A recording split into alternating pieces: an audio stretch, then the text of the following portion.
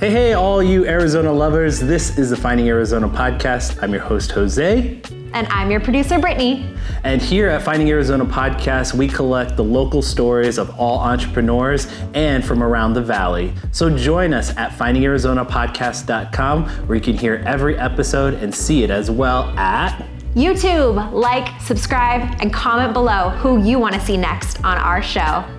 And when you're ready to start your podcast, you found the right spot. Found House, your next podcast production company. Now, let's get back to the show.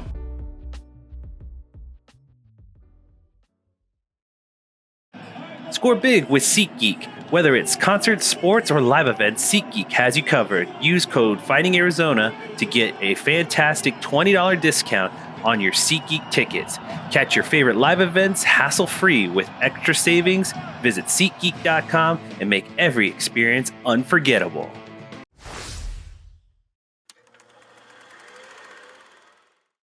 Welcome back, everybody, to the Finding Arizona podcast. I'm your host, Jose, and as always, we bring in very special guests to our doors. And ladies and gentlemen, I would love to introduce Alicia Barker, the president of Organizers Direct Industry, also known as ODI, one of the largest home organization companies in the nation. Under her leadership, ODI has revolutionized the home organization industry, offering a comprehensive line of custom cabinetry and organizational systems that have garnered nationwide success. Welcome, Alicia. Thank you. I want to just, again, it has been a great opportunity for me to not only get to do research on you, but just kind of like pick your brain here before we started recording. You seem very low key and just like fun to hang out with, if I may. And I would love to just start by asking the question that we typically ask most of the people who come in through our doors is, can you give us a little bit of your origin story? And one of the things that I picked up while reading up about you was that you grew up reading blueprints. Is that correct? And I would love to get into like that childhood style of like what you were doing as a young person. Yes, that is funny that you came across that. I grew up actually in Tulsa, Oklahoma. My mom was a real estate agent. My dad worked for American Airlines, but he was an engineer by trade. He ran the maintenance base there. Okay. So my mom, being in real estate, would have a client that would describe a home that sounded like our home. So we would just sell our home, and we would build a new one. So my dad really enjoyed working with builders to build custom houses. So when this happened, we would have the blueprints and, we'd be living in temporary housing. And then I would, with my mom and dad, we would walk the construction site. And I really loved the idea of something starting from nothing and becoming a home that felt comfortable, that I could live in. Imagining the spaces, you're walking literally through 2x4s. And I remember as a kid going, I'm walking through a wall. This is really cool. And then we would have the blueprints out. Obviously this was a long time ago, so we didn't have the advantage of technology. So we would cut out little 2-scale pieces of paper that would represent all of our furniture and lay it out on the blueprint. And then that would help us decide where to put electric and plumbing and how to arrange the furniture. And it was just something I really enjoyed. I actually, from that, thought that I would probably be an architect, but life had different plans for me. But that's okay. Like, I feel like that's kind of the cornerstone of like curiosity is a big part of where your career path kind of leads you to. I can definitely admit for my own sake, if like Legos weren't a part of my life, I probably wouldn't have gone down the route of like, oh, I love building, so let's see where that leads me as far as a career. Then I learned about architecture, and then wasn't until I got to college is when I understood there's other kinds of design, landscape architecture, graphic design, industrial design, all of those things where it's like, oh, this doesn't just have to be architecture. So like I was very much it's a learning process, but you kind of gained momentum by that very first love and curiosity. And it's really intriguing that was your route of like, oh yeah, just like you start to look at things like that are 2D And then you can kind of develop your brain to like see what the 3D looks like as well. So yeah, I mean, curiosity always kind of builds momentum for a career like that. I'd love to just kind of now. So Tulsa, you go to school in Texas, I believe. I did. I did my undergraduate at Texas Christian University in Fort Worth, and then a graduate degree from University of Texas in Austin.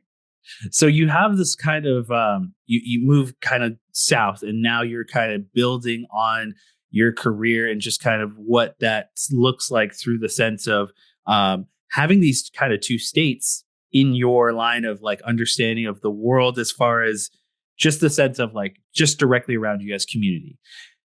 Now let's get to how you end up in Arizona. I would love to kind of see that pathway. Sure. Actually, it involves much more, or many more states there. Yeah, sure. I'd love to hear that. Yeah, met my husband originally in undergrad in Texas, and then we got married. He went to law school in Nebraska, so had a couple years in Nebraska as a CPA working for an accounting firm there, and then moved back to didn't love the auditing side of accounting, so that's when I decided to go back to get my master's degree focusing in marketing. Then I had a job actually with America West Airlines, which, well, it's now American, here in Phoenix, but then we got transferred to San Francisco. So got it. Yes, I did see that. San Francisco. Then when I was expecting my first child, San Francisco was too expensive. So we moved to Denver, where my husband is from. Spent him a couple of years, 4 years there, actually at home with the kids, and then moved back to Arizona and met Neil Balter, who was the original founder of our company. And got it. That's how I ended up here. Oh, wow.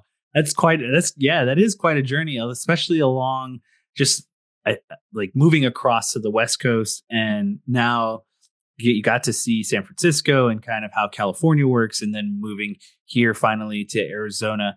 I imagine that it's kind of daunting when you take on new things with your career, especially when it comes to parenthood. I can definitely attest to that. You know, the challenges of, you know, how you incorporate a new life into a lot of your decisions.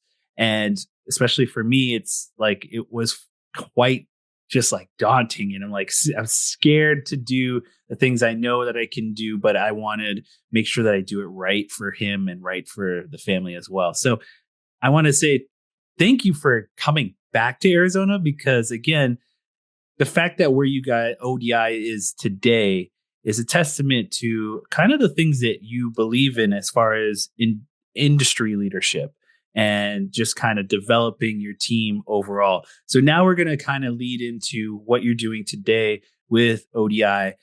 Give us a little bit about that introduction from the actual first person that you've met, which was the owner or the founder, original founder.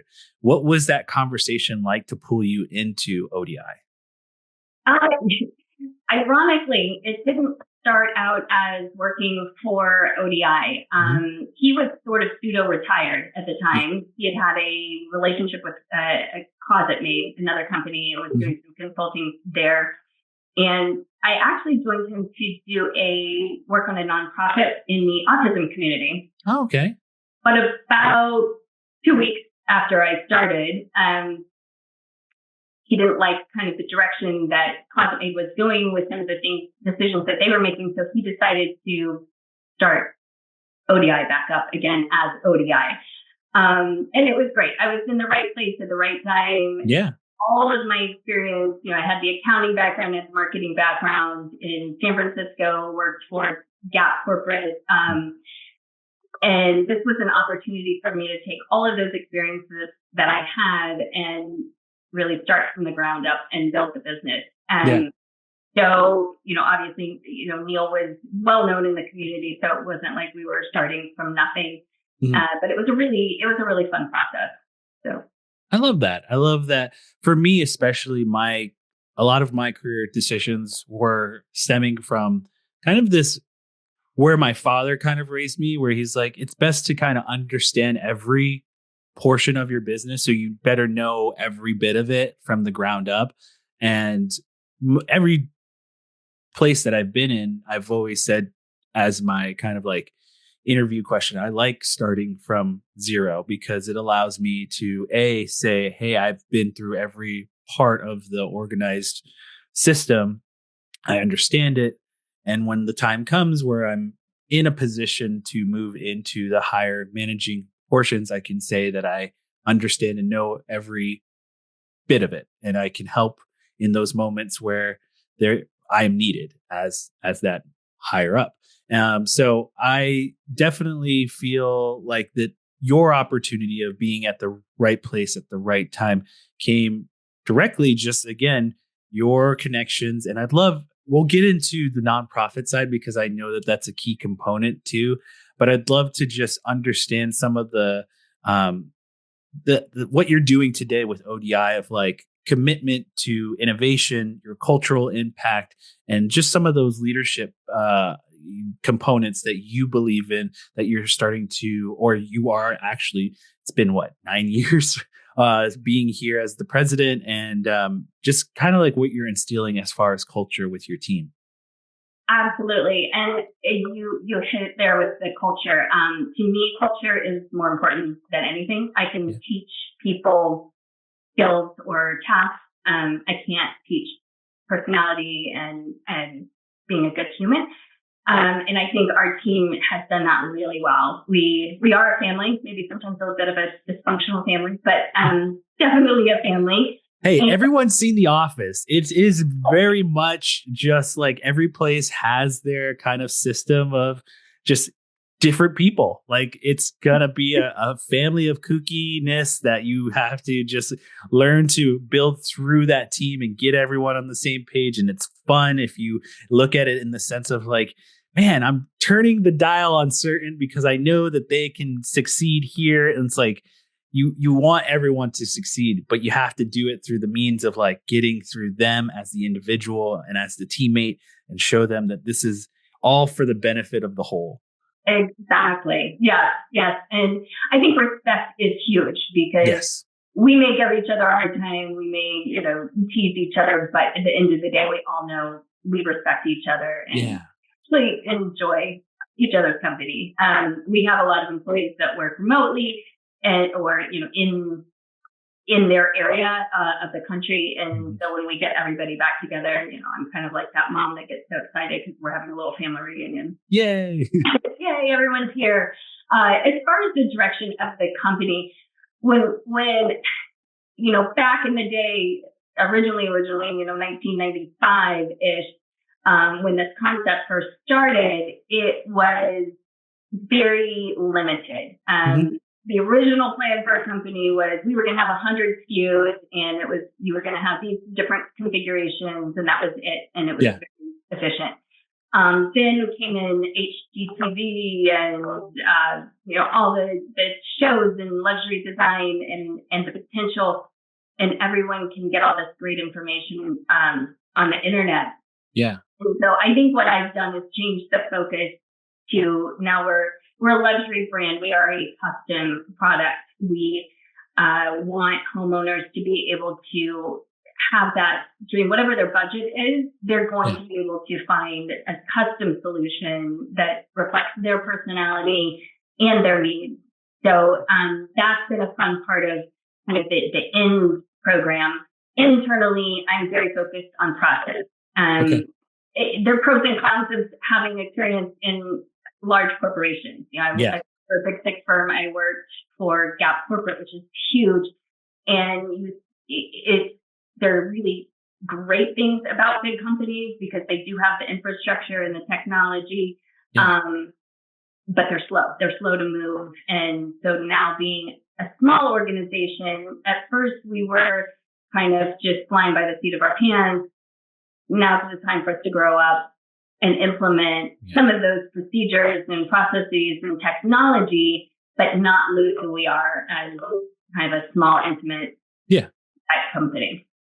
I think what we're seeing now, especially in businesses and organizations throughout the country, are these smaller, very boutique style of companies that are very much committed to. I feel like what you are bringing out is like we have to find this level of like where we want to commit to a high quality, and we also want to help our community and our team so that everyone prospers.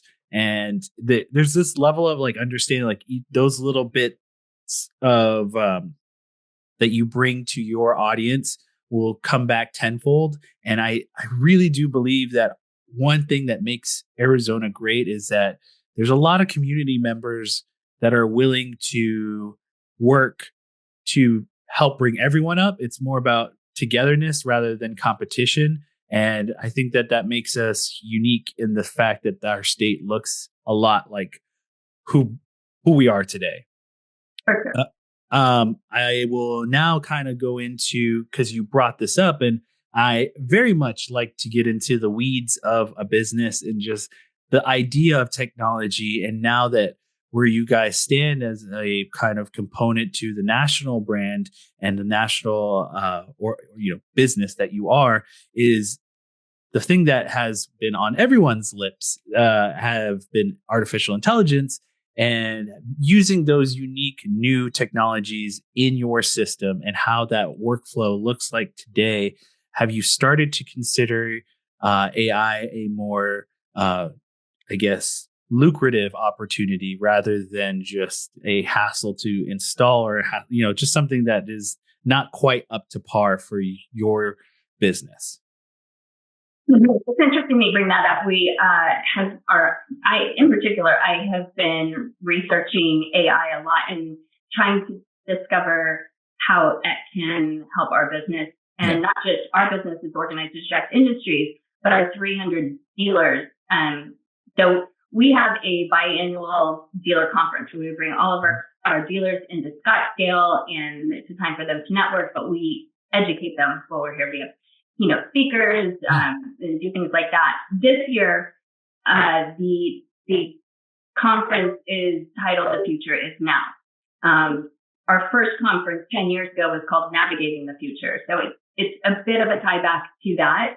Yeah. But we are incorporating a lot of speakers in marketing, in business administration, in operations that are going to teach our dealer network how to incorporate AI into their daily life. And it sounded a little scary at first.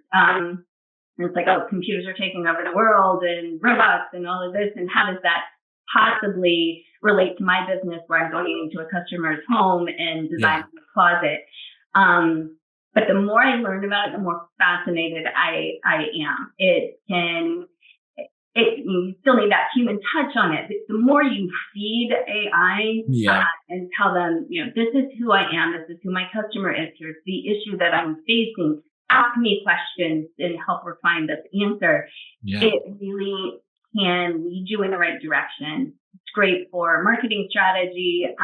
It's great for learning. For a lot of our customers they run their own business. They may be great at design and install, but they don't really know how to run the business. Yeah. So it can help them figure out what metrics should they be watching and how do I get that. So, there's pros and cons. AI can be a little scary. Hopefully not, but I think there's a lot of benefit to it for sure. Yeah, I think it also kind of ties back to your own personal mantra of always challenging the status quo and allowing yourself to, I think these pivotal points in history, we kind of see, just from like going from Morse code to like sending, going to the telephone and, going from telephone to radio to going from radio to television. It's all of these unique, moments in history. And if you, I like to say, ride the wave, so to speak, you can find some unique routes in that wave where you kind of stand out even more, because not everyone's thinking about certain aspects of your industry. If you are only in using technology or using AI in small doses. It's kind of, you got to build up and learn the process like you would with the business. Um, so now I would love to kind of get into your volunteer and nonprofit side, because you did bring it up and I don't want to forget it. You had started saying that you were first working on the autism event, but now I believe you are the president of board of directors for Detour Company Theater here in Arizona. Yes. Well, I have stepped down from that position. Okay. But my husband and I were both coaches for Detour Company Theater for several years. Yeah. We're still involved. I was a board member and then president of the board for a couple years. Yes. Okay. And it's an amazing community. It's hard. We actually are now two organizations. There's Detour Company Theater, and then Empowered, which is an offshoot of that, independent, but it started kind of with the same group. My husband or my son is now involved in that as well. So to back up, Detour Theater Company and Empowered are professional theater companies for adults with disabilities. Yes.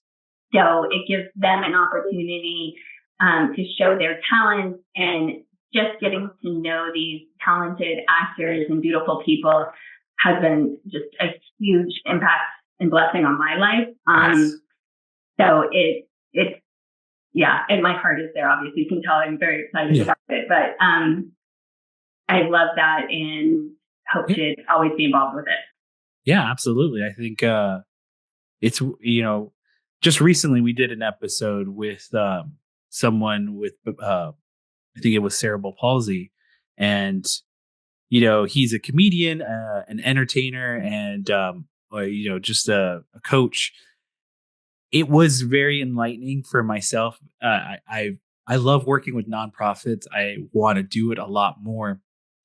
And I think it says a lot about an individual who commits to something like this, or something, just nonprofit work, volunteering overall, just giving of one's time and helping those who probably need it more. And it is as simple as just a volunteer giving up a little bit of your own weekend or commitment to time and things like that. It's really beautiful. But I just want to personally just say thank you, but also kind of just like, was it the theater part? Like the connection point was like, did you go to theater school? Do you have someone in your life who has a disability? I was just kind of curious. Well, that's the funny part of it. I cannot sing. I have no musical talent, and it was musical theater. And so I'm the coach, and I'm up there on the stage I'm hiding behind the actors and just going blah, blah, blah, blah, because, letting that shine. No, I don't have, I have very little theater background. I should say that. It was, I honestly, I think my initial introduction into the world, not to that particular, was when I started with Neil, that he had a son with autism. We were working out of his home, and so his son Jack would kind of fly in, fly out, and so ended up just adoring him and his family. And so then we had a friend that was involved with Detour. We went to see one of their shows, and I was blown away. It was at the Scottsdale Center for the Arts, and so they're in this professional theater, and these actors, it was a performance. It was, it was great. Loved it. My husband got involved first. It's, out of my comfort zone. I'm very much an introvert, and, didn't feel qualified to help. I have no acting experience, but he would come home from rehearsal every day and be like, I'd say, how was rehearsal? Awesome. So, like, okay, I've got to try this. And, met some great friends, and it's a great community.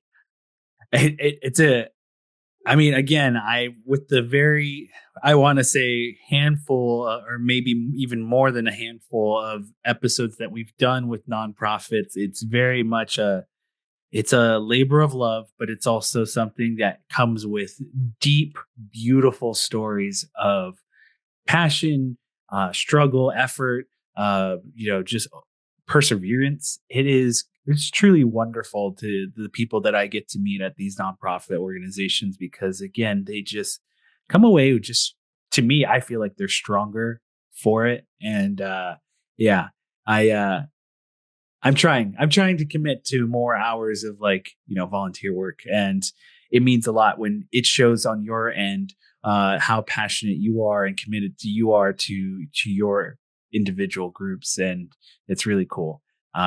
Thank you for sharing that. So we're reaching a little bit of turning to the future and goal setting. We kind of turned this way just to kind of have our audience who is listening be able to help you commit to something that you're excited about for the future of the business, or something that you just want to highlight on your end. So I'm going to let you kind of take it from here and kind of give us maybe something of your own personal goal, or if it's something for the business at hand that you're looking to try and achieve, let the audience know.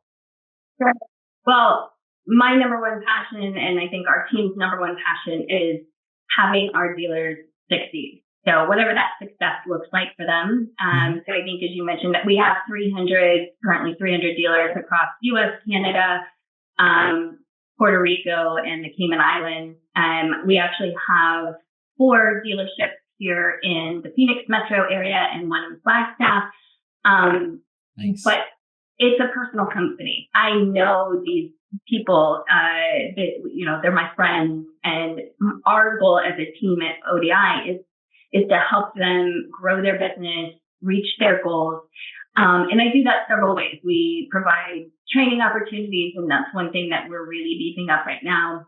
Perfect. Is more video training, in-person training, advanced training to help them with that. The conference that I mentioned is a great opportunity for them to network. Entrepreneurs can sometimes feel like they're out on an island and they don't have anywhere to turn.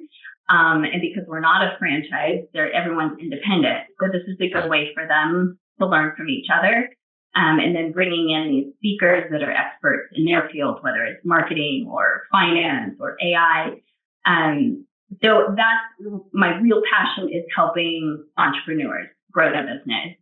But I'm a lover, obviously, of architecture and home organization and interior design, which this incorporates. So I've really found my balance and my love there. So it has been historically very difficult for us to keep up on trends, because we have to bring all the materials in and certain colors, but especially with the advent of HGTV and all of these Instagram and Pinterest, the trends change much quicker than they did in the past.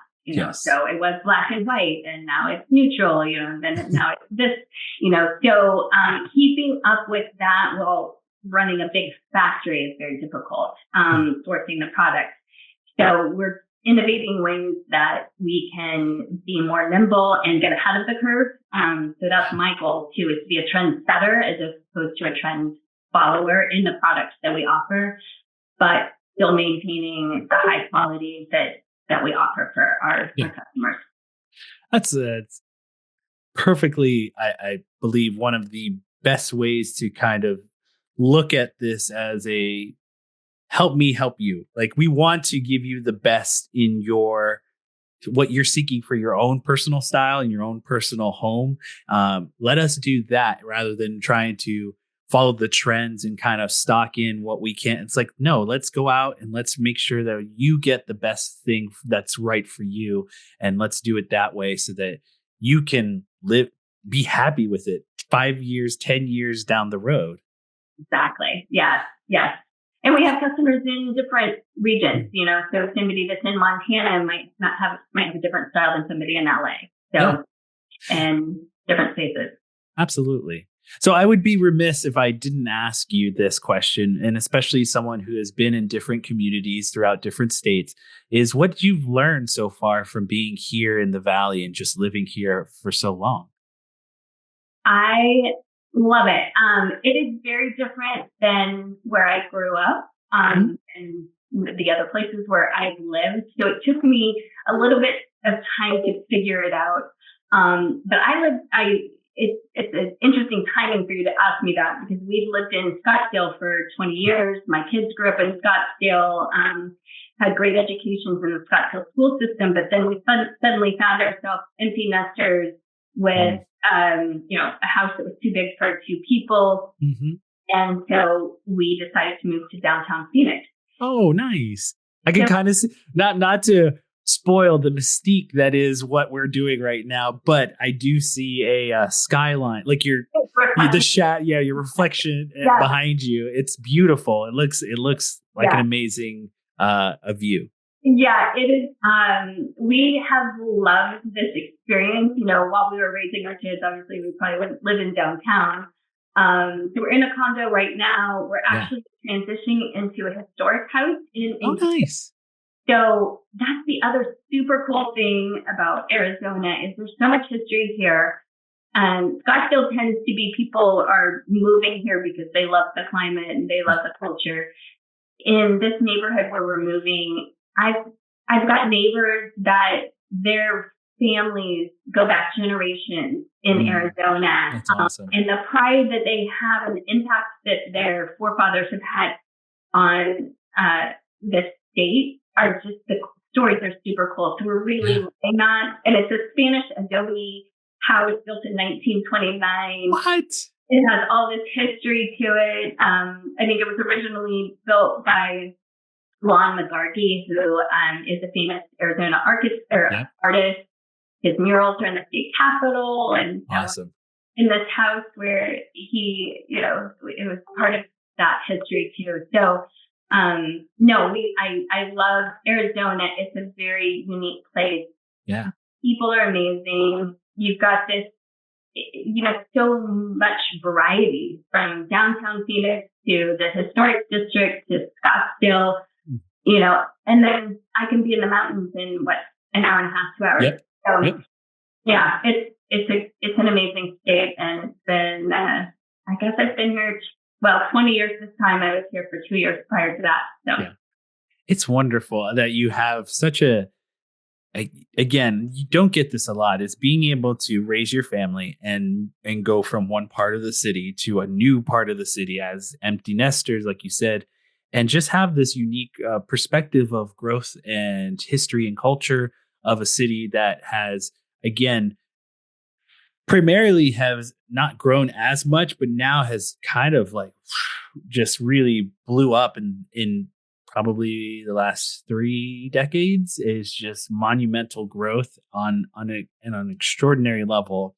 But again, seeing it from different levels and understanding it from that kind of unique perspective of living in different areas is really, really intriguing, because you really do get a full sense of how this city kind of came to be and where things went from, the early 1800s to the 1900s and so on and so forth. So I actually, I live this is a 1940s ranch style home. It's one of the last older neighborhoods with larger lots. And so we're very lucky and blessed to be here, but it's also just something that we've committed to as far as wanting to preserve certain elements of the home and wanting to kind of just show off like the uniqueness of the home. So we are very, very happy that you found something that you love that is very much in that historical sense of that's beautiful. And I would be very intrigued to just kind of see how people in those types of homes that are older than mine, especially, are just because there are some unique elements in those houses. Because especially Spanish colonial, I'm looking at a courtyard or something, kind of a low wall that will kind of go surround, and you're looking at terracotta roof. So it's there's different elements that are way unique to those kind of older homes. So congratulations. Thank you. And you're right. That's what I love about that neighborhood is it's not cookie cutter by any means. Every house is not only a different floor plan, but it's completely different style. A couple weeks ago was the home tour. Every 2 years they do an Encanto historic home tour. So we got to tour some of the different homes and see all the little quirky things and things that are you near Encanto, or are you like going to be near in that area? Yeah, right in Encanto. Mm-hmm. Yeah. Oh, wow. So I'm actually up the street from you. Okay, like Midtown, or you? Yeah, Midtown. So we're close to right there along Melrose. Oh, Melrose I love Melrose. So yeah. I would love to meet you in person. I think this was a great conversation with just someone who is unique and personable, and just as far as like your leadership, I would love to continue that forward as far as showing and highlighting individuals like yourself, but also committing to that kind of impact on culture, impact on your own volunteer work. So I think that you are going to be just fine in the future, and I have high hopes for ODI. I appreciate it. Thank you so much. Absolutely. So before we end our conversation, I give the floor to you to let everyone know the highlights of where they can find you online, of maybe a phone number that you want to kind of throw out there, a physical address, whatever that may be. Even if it's an upcoming event that you want people to go check out, please, the floor is yours. Go right ahead. Yeah, absolutely. I appreciate the opportunity. So it depends. If you're a homeowner, we would love to have you reach out to one of our 4 local dealerships in Phoenix, or if you're up in Flagstaff, Prescott, call Billy at Top Notch Closet. Our local dealerships here are Desert Sky, LMB Closet, Dream Closet, and Arizona Garage and Closet Design. You can also find them on our website, which is organizersdirect.com. Or if you're interested in getting into the business, looking to explore what entrepreneurship looks like, we would love to talk to you as well. We don't have really any more room to expand in the valley, but outside in other areas in Arizona or other parts of the country, absolutely, we would love to meet you. And we do have a showroom in Scottsdale if anyone's interested in coming by and seeing that. It's near the air park. Awesome. Well, thank you so much for your time. And before we go, we do have an outro for our little podcast here. You can hear every episode of our podcast at findingarizonapodcast.com. Everything social media wise, Finding Arizona Podcast. And last but not least, we say kisses, hugs, and belly rubs to our 4-legged friends. And we will see you next time. Bye, y'all.